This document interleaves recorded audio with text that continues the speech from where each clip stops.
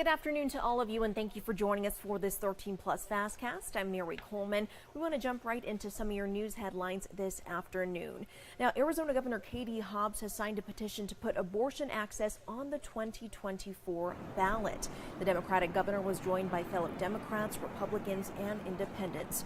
Arizona for Abortion Access started the push to make abortion a constitutional right. They have until July 3rd to collect nearly 384,000 valid signatures. Hobbs previously signed an executive order banning county prosecutors from bringing abortion-related cases to court.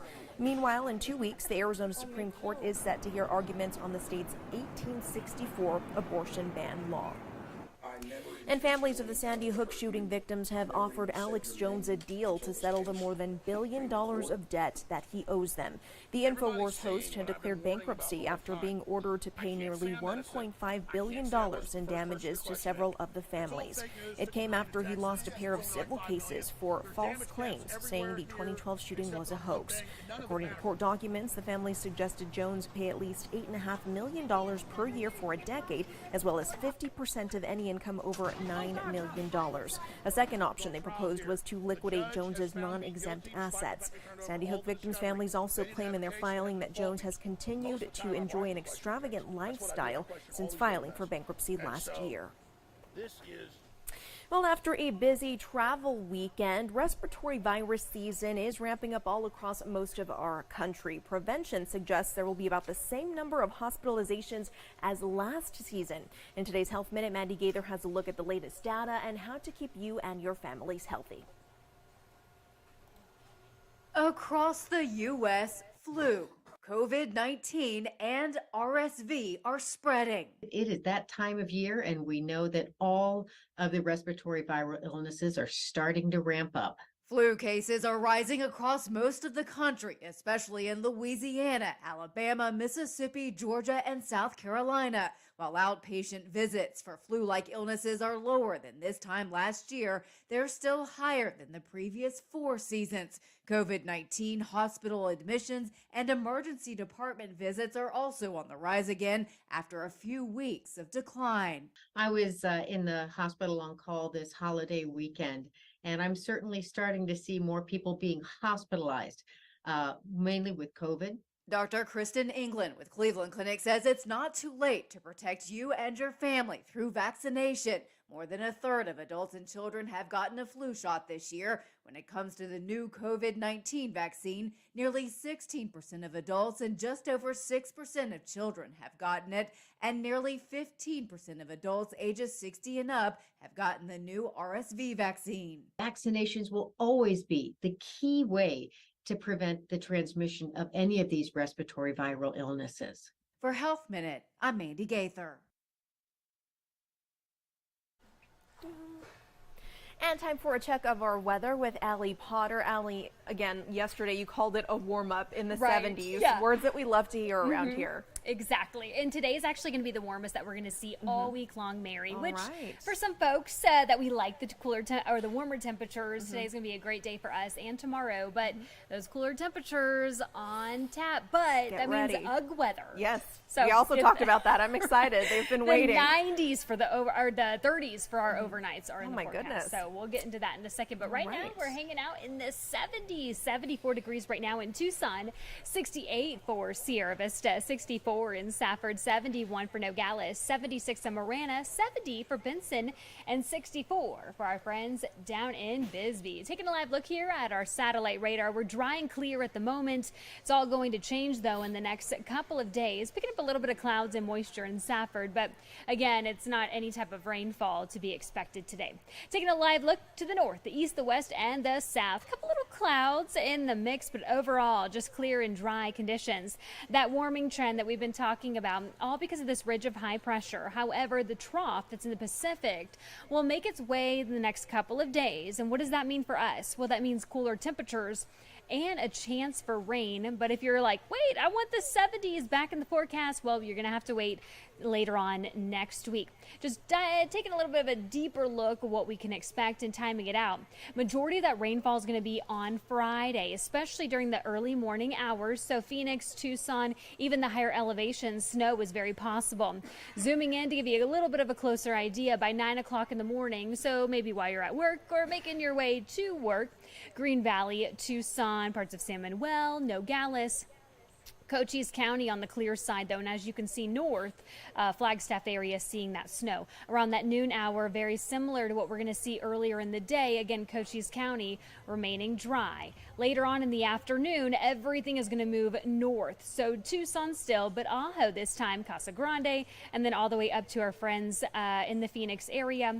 Unfortunately, Santa Cruz, Cochise counties remaining on the dry side. And that's going to continue, in fact, for the rest of the weekend. How much rain could we expect? Well, our models have been a little iffy, as you haven't noticed. This is exactly what happened last time. In fact, 3/100ths of an inch is what is predicted according to our Euro model for Tucson. 11/100ths of an inch for the Cells area. Barely even anything in Sierra Vista. Any type of rainfall or snowfall will be more so to our friends up north. Those gusty winds, the good news, not really expecting any for tomorrow, which is some good news if you are maybe heading on over to the golf course. Your forecast by 8 o'clock in the morning, 50 degrees, so a little bit of a jacket wearing weather, so to speak. You'll want to take that jacket off, though, by noon, 70 degrees, and 73 for our forecasted high for tomorrow. 66 for Sierra Vista, 68 for Nogales, and 68 for our friends over in Douglas. That 7-day forecast, we do have a slight chance for rain on Thursday, but notice that drop, Mary. 60s making a comeback for our highs on Friday. That's when we can expect that rain, 40% with a high of 64. Cooler temperatures, but not exactly that chance for rain on Saturday with 60. Do keep in mind, though, Mary, Saturday evening, 39, and that's Sunday. Insane. Oh my it's for gosh. overnights. And of course, you know, as you wake up in the morning, it's not going to be 39 degrees, but Sure. it'll be a couple degrees warmer than that. So it's still Yeah, cold. still very cold fireplace time. Oh, absolutely. Check those Woohoo. heaters. Make sure they're Yes, working too. please do. Please do. Perfect. Thank you, Ellie. Yes. All right, and moving on now, a supermassive black hole at the center of our galaxy is spinning rapidly and altering space-time around it. That's according to a study published last month in the monthly notices of the Royal Astronomical Society.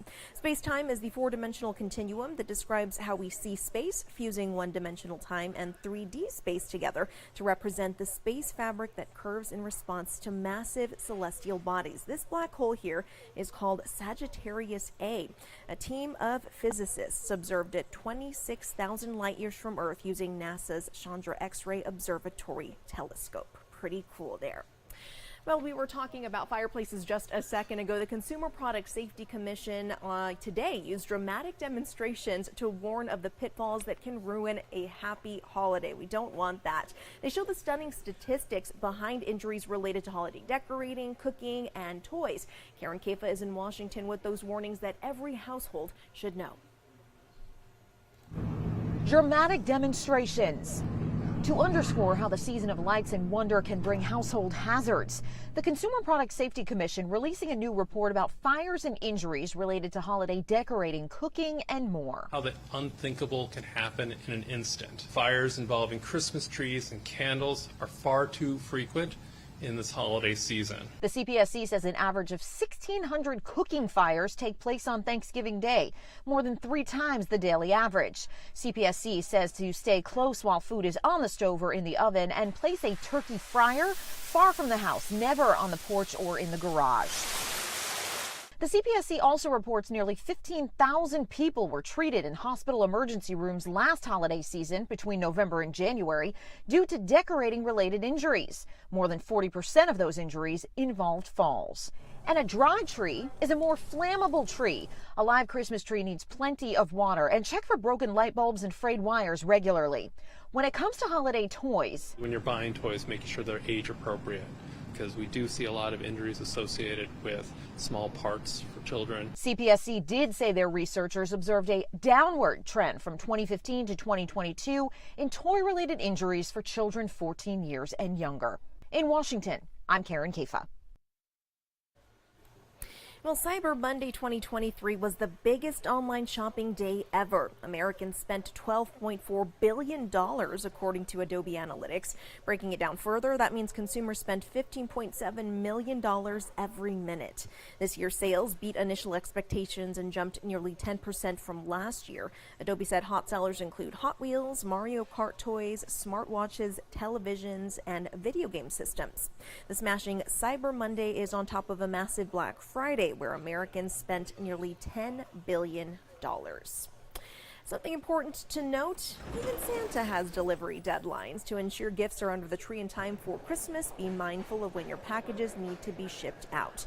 U.S. Postal Service recommends holiday mail be sent out by December 16th for it to arrive by Christmas. If you're doing priority, you have 4 extra days to get those packages to the post office.